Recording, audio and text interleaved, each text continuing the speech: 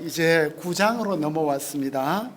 9장으로 넘어왔는데 9장을 한번 열어보시죠. 제가 제목을 좀 거칠게 잡았네요. 난장판이 된 나라에 임하는 주님의 불이야기가 왜 나라가 난장판이 되었을까? 나라는 다 법도 있고 질서도 있고 모든 시스템이 갖추어져 있는데 왜 이 나라가 난장판이 되었을까? 이게 9장 8절에서 10장 4절까지가 한 단락을 이루고 있습니다. 어떻게 이걸 우리가 알 수 있느냐 하면 9장 12절을 보시죠. 9장 12절을 보면 하반절에 그럴지라도 여호와의 진노가 돌아서지 아니하며 그의 손이 여전히 펴 있으리라. 하나님의 진노가 지금 에브라임에게 여전히 펴 있는 모습이 나타나고 있습니다. 그 다음에 9장 17절을 보시죠. 9장 17절도 굉장히 긴데 맨 마지막에 보니까 그럴지라도 여호와의 진노가 돌아서지 아니하며 그의 손이 여전히 펴 있으리라. 그리고 9장 21절을 갔더니 그럴지라도 여호와의 진노가 돌아서지 아니하고 그의 손이 여전히 펴져 있으리라. 그리고 10장 4절로 넘어가니까 똑같은 후렴이 후렴 4개를 통하여 이 다소 서로 연결이 안 되는 것 같은 내용들을 이렇게 열거하고 있습니다. 그러니까 나라가 지금 비정상적으로 가동이 되고 있는 모습을 4가지를 우리에게 이야기를 해주는 것 같아요. 그 첫 번째 이야기는 뭐죠? 9장 8절에서 12절의 내용을 보니까 에브라임과 사마리아 주민이 알 것이언을 그들이 교만하고 완악한 마음으로 말을 한대요. 그러니까 에브라임, 사마리아 지금 현재 주전 730년에서 720년 사이, 그러니까 우리가 이미 9장에서 주전 732년에 저쪽 부분 다 잃어버렸는데 북쪽 다 잃어버리고 갈릴리 지역 다 잃어버리고 곡창 다 잃어버리고 이제 에브라임과 사마리아만 겨우 남아있는 이 므낫세 지역은 이제 동쪽에는 좀 남아있겠지만 이제 2지파만 겨우 남아있는 상태에서 이들이 뭐라고 말해요? 10절에 보니까 벽돌이 무너졌으니 우리는 다듬은 돌로 쌓자. 뽕나무가 찍혔으니 우리는 백향목으로 그것을 대신하자. 이게 무슨 말 같아요? 아시리아가 와서 우리 벽돌집 다 무너뜨렸는데 그러면 우리는 어떻게 해야 되죠? 이런 환난과 재앙을 주신 이유가 무엇인가를 생각해야 될 텐데 우리는 더 멋진 집을 지을 거야. 우리는 자원이 무궁무진해. 우리의 기세는 고구려의 기상이야. 이 정도 가지고 우리는 무너질 나라가 아니야. 뽕나무보다는 더 멋진 레바논의 백향목을 가지고 이 뽕나무는 사실 덜 무화과예요. 우리말로 뽕나무는 덜 무화과, 무화과 나무 가운데서 덜 무화과가 많이 있는데, 그러니까 북이스라엘의 모습은 뭐예요? 우리는 요셉의 후예로서 자존심이 너무 강한 거예요. 기상이 많고, 그리고 사마리아는 정말 아름답잖아요. 아름다운 사마리, 견고한 성이고 자부심이 너무나 강하고, 그런데 이들은 자신의 유한함을 거부하고 있네요. 그러니까 자신의 탄력과 민첩함과 재능을 믿고 우리는 어떤 시련이 와도 다 해결해내고야 말 거야 하는 이런 모습. 그래서 그런데 정말 너희들이 동서남북에서 도전이 올 때 감당할 수 있겠냐?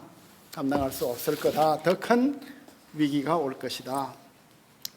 그 다음에 9장 13절에서는 뭐가 나오고 있습니까? 자기를 치신 주님께 돌아오지 않는데 여기에 있는 것들은 무엇일까요? 지금 하나님이 사랑하는 나라가 이런 패배와 지옥을 당했으면 자신을 돌아보아야 할 텐데 여전히 북이스라엘 백성 이야기 같아요. 그러니까 남유다 선지자이지만 북이스라엘의 영적 상황을 통해서 자신의 모습을 비추어 주고 있습니다. 주님은 우리를 치신 이인데도 여전히 돌아오지 않는다. 돌아오다보다는 더 적극적으로 주님을 찾는 다라쉬가 대꾸를 이루고 있습니다. 그리고 이제 심판에 대한 주님의 언급이 나오죠. 머리와 꼬리 전체, 종려나무와 가지. 그 종려나무는 식물 중에서 우월한 나무이고, 그리고 그 갈대는 저열한 것이죠. 윌리엄스는 머리와 꼬리는 정치적 신분이고 종려나무와 갈대는 사회적 신분으로 보고 있는 건데, 여리고는 종려나무의 성이라고 하죠. 아직도 여리고를 가면은 팜트리가 종려나무가 쫙, 여리고의 호텔에는 쫙 종려나무가 펼쳐져 있고, 그 여리고의 달빛을 보면서 거기에서 램찹을 먹으면 얼마나 맛있겠습니까? 그 여리고 그 호텔의 양은 참 맛있어요. 그리고 예루살렘의 양은 비싸지만 여리고는 지금 팔레스타인 지역이니까 훨씬 싸고 맛있고 분위기 좋고, 그런데 이제 팔레스타인 사람들이 데모하는 날 거기 가면은 갇혀가지고 나오지를 못하는 이런 어려움들이 있겠지만, 팜트리와 갈대를 통해서, 그리고 머리와 꼬리가 이제 누구냐? 머리는 장로와 존귀한 자이고 사회와 국가의 지도자들이고, 근데 그들은 공로나 능력으로 된 자들이 아니라 정치적으로 편파적인 정실로 자리 잡은 자들이다. 여기에 있는 머리와 꼬리에 대해서 윌리엄슨이 이렇게 해석을 했네요. 그러니까 이 유다 상황하고도 비슷한 것 같아요. 정말 실력과 경륜을 갖춘 사람이 나라를 경영하지 않고 이제 관계에 따라서 요직을 다 차지하다 보니까 나라 시스템이 점점 무너지고 있는 모습.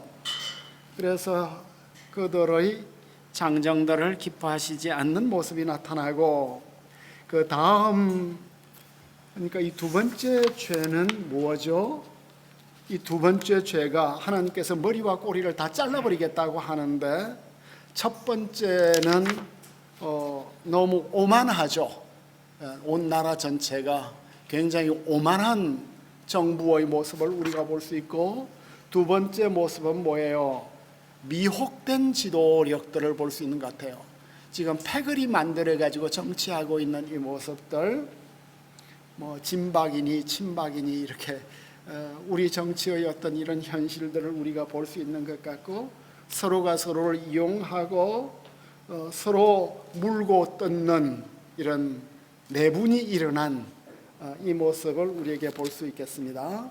갈라디아서 5장 5절에서도 너희가 서로 물고 뜯으면 다 함께 멸망할까 하노라 하는 이런 경고를 바울이 우리에게 주었는데, 형제들끼리 서로 패거리로 갈려가지고 진영이 나누어져서 서로 싸우고 있는 이 모습이 북이스라엘의 마지막 모습이에요.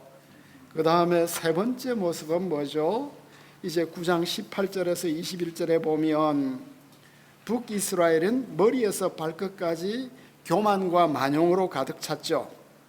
만국의 길을 선택했는데, 이제 세 번째 이 단락에는 무엇이 나타나고 있습니까? 므낫세는 에브라임을 먹고 에브라임은 므낫세를 먹을 것이네요. 그리고 또 그들이 합하여 유다를 친대요. 그러니까 이 상황은 어떤 사회적 상황이죠?